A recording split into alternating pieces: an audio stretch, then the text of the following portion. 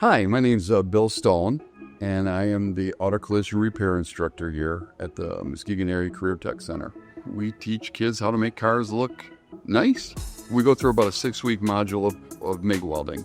They do the 5 basic welds, and by the time they're done with that module, they are pretty proficient in welding. They learn how to use plastic filler, how to plastic weld, which I think is one of the cooler things, and just how to paint a car when they're all done.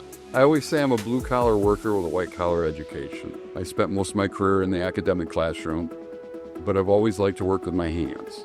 I think we have a great group of people. The administration is awesome. We're teaching students things that they want to learn, not that they have to learn.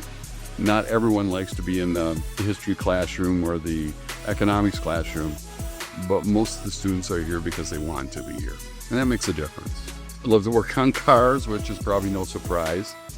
I love books. I can't get enough I collect a lot of different books. I love hunting, fishing, and we spend a lot of time up north.